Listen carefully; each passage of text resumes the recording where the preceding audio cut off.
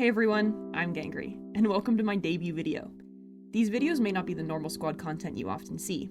I'm not an entertainer or an educator. I'm an opinionist, or perhaps a columnist. Yeah, let's go with that. I will endeavor to be entertaining, because I know people will stick around longer, and maybe this video will garner more reach. Today I bring you a video that I hope to continue. General opinions and reviews on Squad's playtests and their impact on the current state of Squad, which we all know is bleak. Alright, let's get cracking. Hello? Hello? Is there anyone on? This playtest ran from Friday the 23rd to Monday the 26th. Specifically, its focus was on gunplay. Some players may have noticed that vehicle play and such fell off, and that's because it's an old build that they've modified just for the ICO changes. I think it's like one build off. Gangry, why didn't they announce that publicly? Or explain it? I don't know. Today we're going to review some of the pros, some of the cons, and then some of my big thoughts. We're going to start with the negatives because I believe in compliment sandwiches. Or insult sandwiches. Gangry, was this playtest so disappointingly off mark, it made you become a YouTuber? Yes. Yes, it did. Nothing there? No, this is okay. I'm sure it'll still work. Let's start with the single most poignant thing from the playtest. Aim punch. Honestly, I'm not... What is that? What is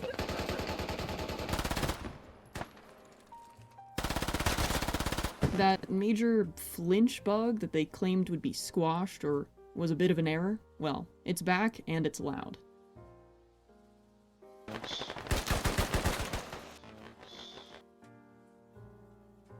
I'll get to gameplay impacts in a moment here, but the first thing that I want to talk about is overall how disorienting this is. I literally feel that I'm concussed. I've never been a soldier before, I don't know how to do a push-up, and I can't even find my way to the damn bathroom. And I've played Squad with a concussion. This is worse. You can't possibly look at any of these clips and actually imagine yourself playing a full game of Squad with this flinch effect.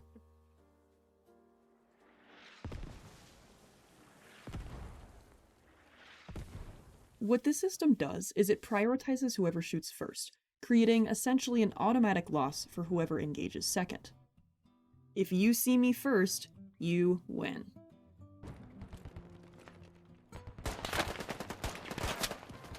That's not to say that that's not unrealistic, or that the current game of Squad doesn't do the same thing, but at least our current game is recoverable.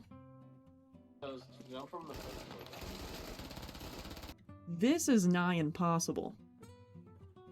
One of Squad's historic pain points is onboarding. The tutorial sucks, and most players will quit before they meet people who will take the time to teach them how to actually play the game. Any person who spent any amount of time teaching someone how to play the game will tell you the hardest part about learning is figuring out where the enemies are. If you can't do that, you're not going to have a good time. Ultimately, this change in suppression doesn't feel like an improvement, it feels like a lateral movement to appease players and not actually listen to them. Okay, that's fine. We can just load in like normal. Alright, WPMC. Okay. Hello? But let's look at some stuff I did like. I won't be speaking on my opinion of the back-end comms, such as community hosting, because my opinions have been made to the people who will benefit the most from them. However, front-end-wise, I think they did pretty good. They've had a history of doing not exceptionally well, forgetting to announce it, not publishing the build until an hour prior, etc. This time, however, we got advance notice, the build was up, the feedback form was posted. That's pretty good, Offworld. Keep it up. The new stamina is nice. I enjoy being able to run for the about 140 meters or so before I run out, and it definitely makes it so that I mind the time it takes to stabilize a little less when going long distances. Squad is big. We have to run to get places, and walk when you're anticipating gunfire. I'd hope that any player with working eyes keeps their stamina at least a third when maneuvering in combat spaces. So while this change does nothing for regen time, that I've noticed, it does improve a pain point for me, getting to the damn fight. ADS speed also feels good. I'm not the most observant or obsessive player, and I won't be doing the math on the differences. Looks like this guy did, though. Wow, beautiful. Imagine how much effort he put into it. It could have been me. When reflecting on this change, I think about a massively known bug that hasn't been fixed since its discovery. This is, of course, the ADS bug. It feels to me that this improvement is equalizing the playing field for the haves and the have-nots. As long as the changes being implemented aren't made with the intention of penalizing good players, but rather equaling a playing field, I have no issues with this. Overall, these two changes make me feel slightly more mobile in gunfights and just throughout the game. Although there's been no strong changes to actual stabilization, the increased mobility does erase a little bit of the pain points for me and still reminds players to take their time and to engage carefully. I miss the parkour so much, you guys. Dubs' video here shows an ADS misalignment or randomization effect occurring in the new guns with playtesting. I'm not sure what's happening here, or what possible purpose could be the reason for incorporating this, but I don't like it. I feel like I might have accidentally yelled a little bit at Xeno a while ago about how there aren't any color customization options in Squad, and that colorblind players just have the worst time ever. I don't know if this is a related result, but I'm delighted to see it nonetheless. Excellent job. There's literally no negative about this. Fall damage. This has nothing to do with the playtest, but rather the most recent patch. It's more of a personal gripe of anything. I just want to know what they're doing. I simply believe that if you've gone up, you should be able to get down.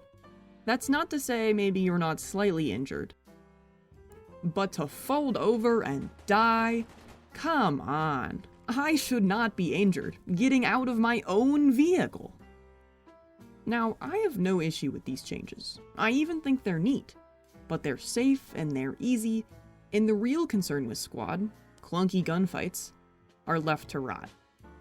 I wish that I could stay fully in the positive, focus on the recoil and the ADS. But the fact of the matter is that the extent of the punch is so disorienting for me, it prevents proper evaluation of anything else. Options. We have options.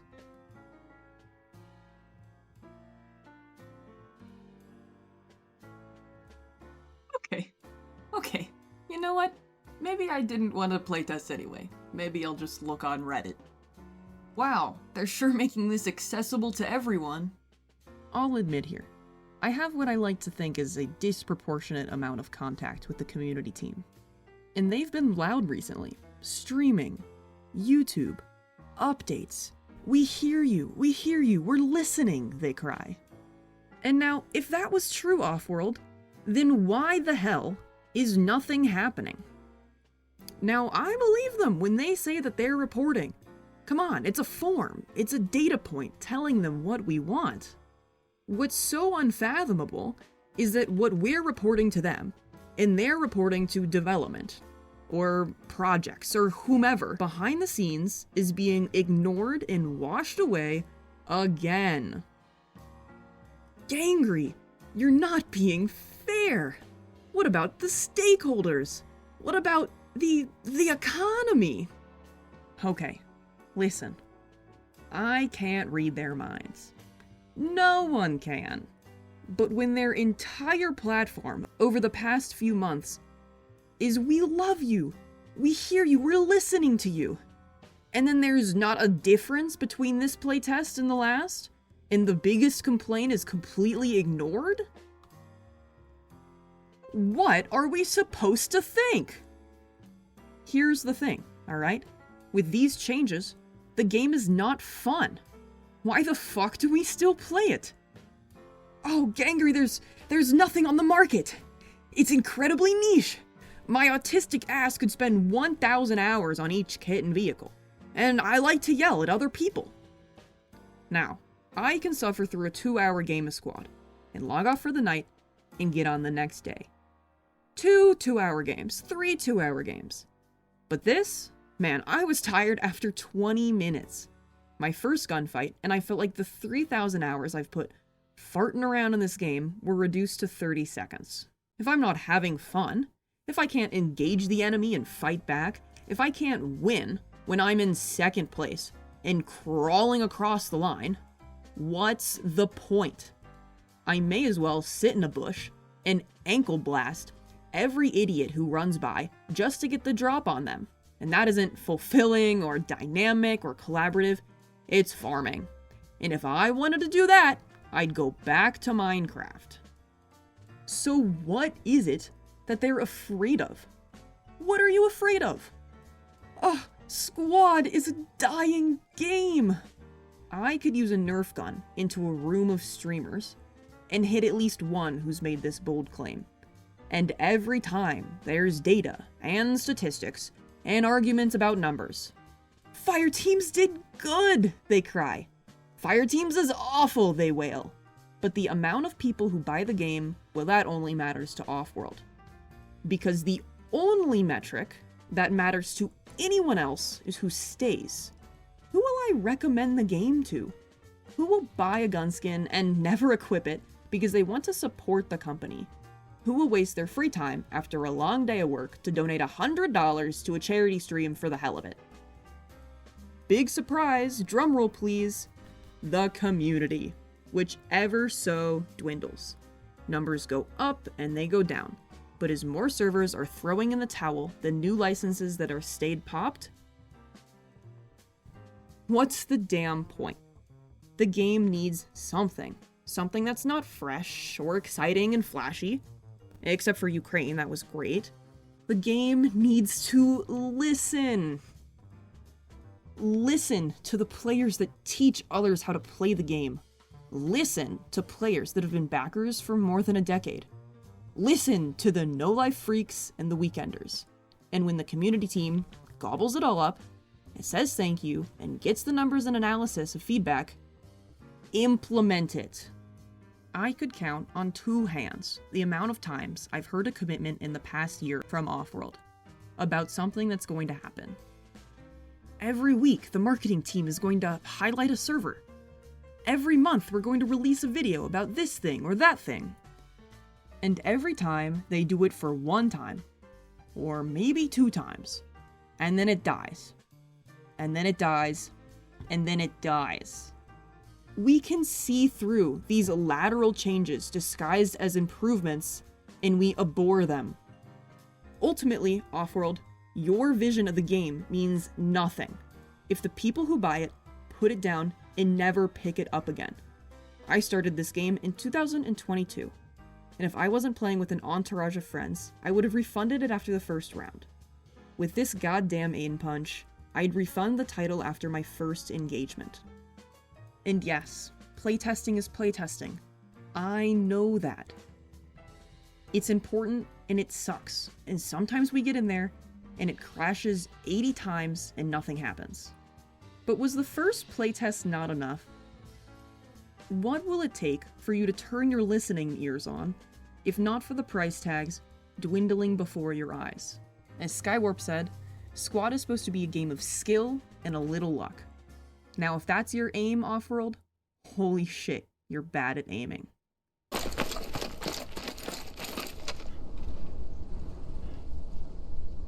What? Is that reoccurring? What the hell?